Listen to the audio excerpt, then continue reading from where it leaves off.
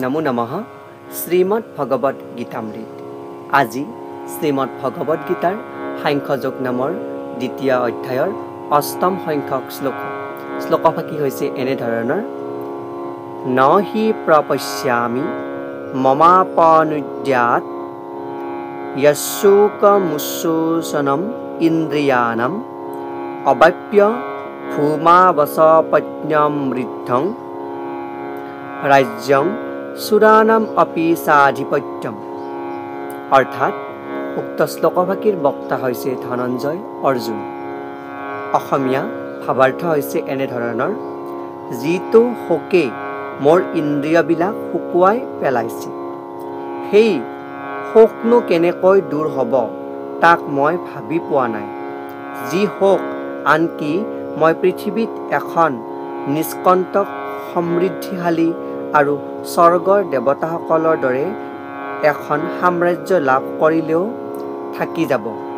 মানে ইয়াতে অৰ্জুনে লাভ কৰা শোকৰ কথা কৈছে, অনুভৱ কৰা শোকৰ কথা অৱতাৰণা কৰিছে আৰু ভগৱান শ্ৰীকৃষ্ণৰ প্ৰতি শ্লোকভাগী অৱতাৰণা কৰিছে।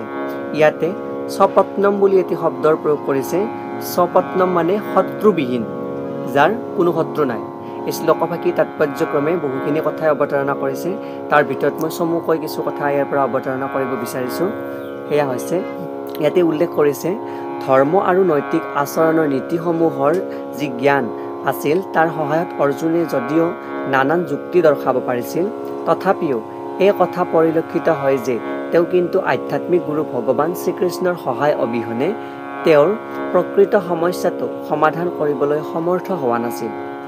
অৰ্থাৎ অৰ্জুনে যদিও সমস্যাসমূহ দেখা পাইছিল বা সমস্যাসমূহৰ সন্মুখীন হৈছিল আৰু বুজি উঠিছিল যে এইবিলাক সমস্যা তেওঁৰ আগন্তুক সময়তো হ'ব পাৰে, কিন্তু সেই সমস্যাৰ কেনেদৰে সমাধান কৰিব, সেই সমাধান তেওঁ কৰিব পৰা নাছিল। সেয়েহে তেওঁ ভগৱান শ্ৰীকৃষ্ণৰ দৰে এজন আধ্যাত্মিক গুৰুৰ শৰণাপন্ন হৈছিল।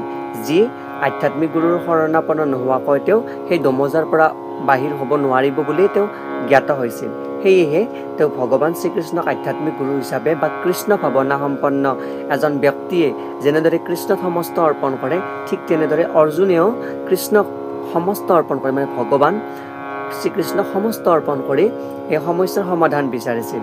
ইয়াতে কৃষ্ণ ভাৱনা সম্পন্ন ব্যক্তিৰ কথা বা আধ্যাত্মিক গুৰু সম্পৰ্কে শ্ৰী প্ৰভুপাদ চৈতন্য মহাপ্ৰভুৱে তেখেতৰ গ্ৰন্থত উল্লেখ কৰিছে এনেধৰণে যে যিজন কৃষ্ণ ভাৱনা বিজ্ঞানৰ নিষ্ণাত পণ্ডিত, তেওঁৱেইহে প্ৰকৃত আধ্যাত্মিক গুৰু, লাগিলে তেওঁৰ সামাজিক পদমৰ্যাদা যিয়েই নহওক। বা মুখ্য পুস্তকৰ পৰা এনেদৰে উল্লেখ কৰিছে যে কিবা বিপ্ৰ কিবা ন্যাসী শূদ্ৰ কেনে নয়, যেই কৃষ্ণ তত্ত্ব বেত্তা সেই গুৰু হয়। অৰ্থাৎ এজন ব্যক্তি বিপ্ৰ বা বৈদিক জ্ঞানেৰে জ্ঞানী, নে সন্ন্যাসী বা ন্যাসী অৰ্থাৎ চাৰি বৰ্ণৰ অৱস্থাক ত্যাগ কৰা লোক।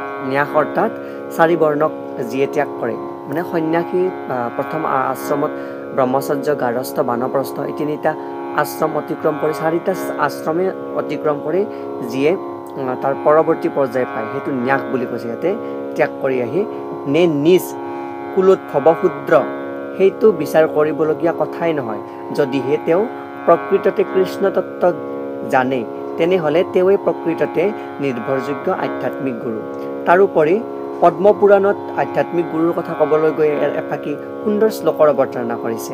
সেই শ্লোকভাগী হৈছে সৎকৰ্ম নিপুণ বিপ্ৰহ মন্ত্ৰতন্ত্ৰ বিশাৰদঃ অবৈষ্ণৱ গুৰুৰ্ন স্যাৎ বৈষ্ণৱঃ স্বপশো গুৰুঃ। অৰ্থাৎ বৈদিক জ্ঞানৰ সকলো বিভাগতে ব্যুৎপত্তি থকা এজন পণ্ডিত ব্ৰাহ্মণো আধ্যাত্মিক গুৰু হোৱাৰ অযোগ্য, যদিহে তেওঁ বৈষ্ণৱ নহয় বা কৃষ্ণ ভাৱনা বিজ্ঞানৰ বিশেষজ্ঞ নহয়। কিন্তু নিম্ন স্তৰৰ জাতিৰ পৰিয়াল এটাত জন্ম হোৱা ব্যক্তি এজনো আধ্যাত্মিক গুৰু হ'ব পাৰে, যদিহে তেওঁ কৃষ্ণ বা বৈষ্ণৱ ভাৱনাত বিভোৰ বা কৃষ্ণ ভাৱনা সম্পন্ন ব্যক্তি হয়। ইয়াৰ পৰা ইয়াকে দাঙি ধৰিছে যে কোনোবা ব্যক্তি ব্ৰাহ্মণ কুলত জন্ম লৈ আধ্যাত্মিক গুৰু হোৱাৰ যোগ্য নহ'ব পাৰে, যদিহে তেওঁৰ কৃষ্ণ ভাৱনা বা বৈষ্ণৱ ভাৱনা সম্পন্ন নহয়। আৰু এগৰাকী নিম্ন কুলত জন্ম হোৱা লোকেও যদি কৃষ্ণ ভাৱনা সম্পন্ন বা বৈষ্ণৱ ভাৱনা সম্পন্ন হয়, তেওঁ আধ্যাত্মিক গুৰু হোৱাৰ যোগ্য। ইয়াতে শ্ৰীমদ ভগৱত গীতাৰ উপদেশত এটি বিশেষ আৰু আকৌ পংক্তি এটা উদ্ভাৱন কৰিছে।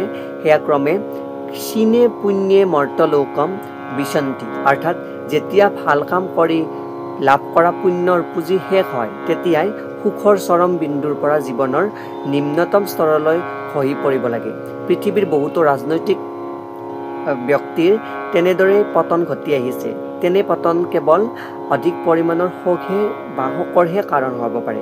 গতিকে আমি যদি চিৰকালৰ বাবে শোক দূৰ কৰিবলৈ ইচ্ছা কৰোঁ, তেনেহ'লে অৰ্জুনে যিদৰে বিচাৰিছে তেনেদৰে আমি কৃষ্ণ ভাৱনাত শৰণ ল'বলৈ আগ্ৰহী হ'ব লাগিব।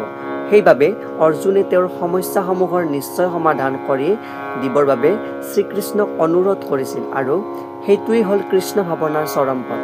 অৰ্থাৎ কুৰুক্ষেত্ৰ মহাসমৰত যেতিয়া অৰ্জুনে আত্মীয় কুটুম্বৰ সন্মুখত দেখা পাইছিল, তেতিয়া তেওঁ শকত বিভোৰ হৈ পৰিছিল, আৰু সেই সমস্যাৰ পৰা তেওঁ কেনেদৰে বাহিৰ হ'ব পাৰে, এই যুদ্ধৰ পৰা কেনেদৰে বাহিৰ হ'ব পাৰে, বা কি পক্ষ অৱলম্বন কৰিলে তেওঁ চৰম লক্ষ্যত উপনীত হ'ব পাৰিব, বা তেওঁ ইয়াৰ পৰা হাত সাৰিব পাৰিব, সেই বিষয়ে তেওঁ সমাধান বিচাৰি কৃষ্ণ ভাৱনা সম্পন্ন ব্যক্তি এগৰাকী যেনেদৰে ভগৱান শ্ৰীকৃষ্ণ সমস্ত অৰ্পণ কৰি নিজকে দাসত্ব বা শিষ্যত্বৰ প্ৰদৰ্শন কৰে, ঠিক তেনেদৰে ধনঞ্জয় অৰ্জুনেও ভগৱান শ্ৰীকৃষ্ণৰ আগত সমস্ত অৰ্পণ কৰি তেওঁ জানিব বিচাৰিছিল যে কৃষ্ণ পথত ব্ৰতী হৈ জানিব বিচাৰিছিল বা সমাধান বিচাৰিছিল যে ইয়াৰ পৰৱৰ্তী মই কি কৰা উচিত বা কেনেদৰে মই ইয়াৰ সমাধান কৰিব পাৰোঁ, মোক আপুনি সুদিহা পৰামৰ্শ বা সুপথ আগবঢ়াওক, যিহেতু আপুনি আধ্যাত্মিক গুৰু স্বয়ং ভগৱান শ্ৰীকৃষ্ণ।